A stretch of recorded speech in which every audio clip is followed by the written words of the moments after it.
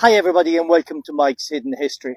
I'm standing here on Bray Head on Valentia Island off the coast of Kerry, just on the Iveragh Peninsula in southwest Ireland. And as you can see, it truly is a beautiful place. And in the distance you'll see the Skellig Rocks, which are a World Heritage Site. But I'm not here to talk about that. I'm here to talk about a tremendous historic event that took place here in the 1860s, 1850s and 1860s, which placed this island at the very center of the modern communication era. Because this was the location from which the first successful transatlantic cable went from here in Western Europe, on an island off the coast of Ireland in Western Europe, to Newfoundland, to Heart's Content. And from this location, this island, the first connection, telegraph wire connection was made with America. An undersea cable here that was placed here in the 1850s, firstly, and then in the mid 1860s. Now, this was a tremendous historic event.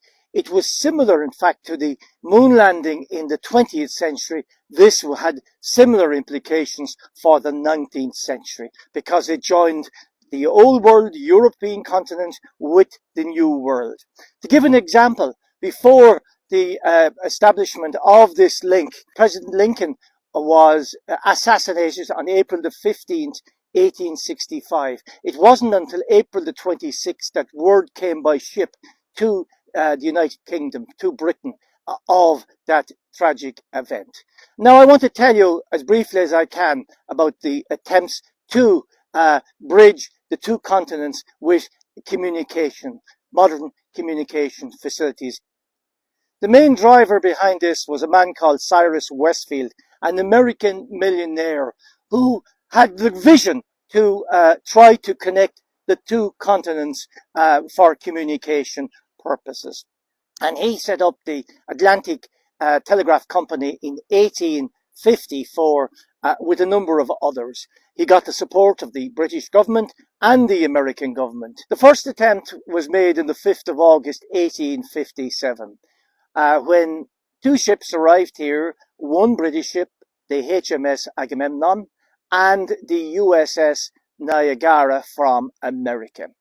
And they set off from here, from Valentia Island, heading westwards, laying the cable out on the Atlantic floor. Now, it only got 280 miles out after 6 days, and the cable broke and it was lost.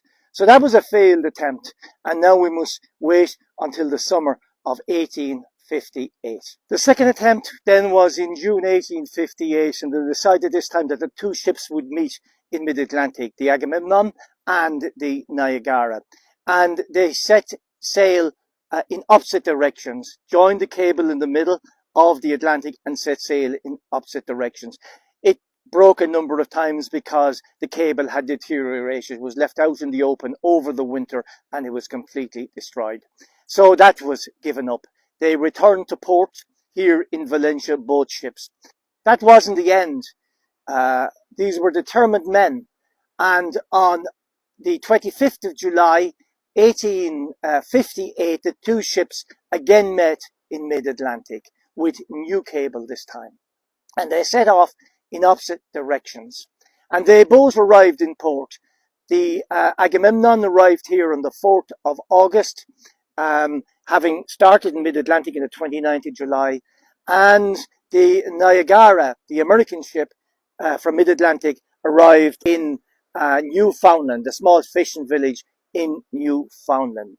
And there were no breaks. So this was a tremendous success.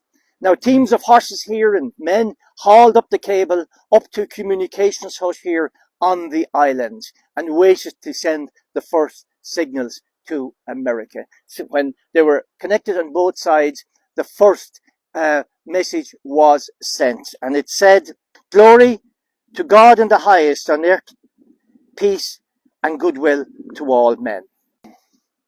On that same day, the 16th of August, Queen Victoria sent a message of congratulations to the American President James Buchanan, and he returned. with a message as well. This was headlines all over the world. As I said earlier, this was like the man landing on the moon. It was a tremendous occasion. Now, the only difficulty was it took too long for messages to travel. It was said that Queen Victoria's message took 16 hours to cross the Atlantic. The chief engineer, Edward Wilmot Whitehouse, decided he had a solution for this. 600 volts was being used to transmit the messages across the Atlantic. He decided we needed more power, so he raised it to 2000 volts. And within 3 weeks, the entire cable failed. It was destroyed because of the level of voltage.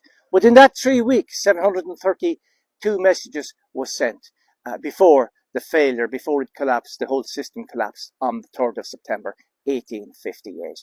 And that was to be it, in fact. There was no sustainable connection, but it proved the connection was there. And now in 1860 to 1865, we had the American Civil War. So that delayed matters considerably until 1865.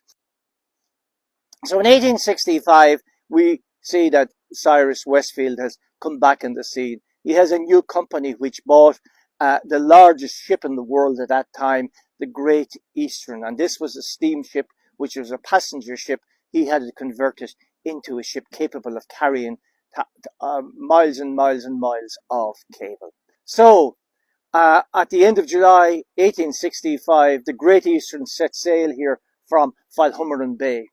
The cable was attached, was dragged up first of all and attached to the communications hut. And it sailed westward and was making great progress. In fact, it had gone more than halfway, 1,200 miles, when the cable was severed or broke, and it could not be found. They spent a week or two looking for it, couldn't be found. One thing they did, of course, was to mark the place where the cable had been lost with a boy, a sea boy. And that ended that in 1865. On the 13th of July, 1866, the Great Eastern set sail again. It was so near the last time, it wasn't going to be defeated. And its backers, there was great celebration. The gentry were here with the tall hats. It was a festival atmosphere as the ship left westwards, heading westwards, left Valentia Island. That was on the 13th of July, 1866. It crossed the entire Atlantic to Newfoundland and arrived there on the 27th of July and connected both ends. And a test signal was successful. People related it. And the first message sent was the following: a treaty of peace has been signed between Austria and Prussia. So now we have the first permanent connection, communications connection by underwater cable between the continent of Europe and the continent of America. But the ship, the Great Eastern, wasn't finished because it went back out into the mid-Atlantic. And it spent 2 weeks looking for the cable that it had lost in 1865. Remember, it had gone more than halfway across with the cable. It actually found that cable. They hauled it aboard, they connected to the communications cabin on the ship, and they sent a message back to Valentia, and they waited with bated breath. And they got a signal back. They were really elated. They connected the 1865 cable to new cable and sailed back to Heart's Content in Newfoundland. So now, had we not just one cable, but we had two cables. Valentia and the little fishing village of Heart's Content on the other side were now at the very forefront of the communications revolution of the 19th century. Other cables were to follow. For example, in 1902, Canada was connected with New Zealand. But this was the historic event here on Valentia Island. The cable station was moved to Knightstown, the village of Knightstown, and a new station was built in 1868. So there's a great story of how this island was almost the center of the universe at one stage, until the whole cable system was closed down in 1966. More from Mike's Hidden Histories next time.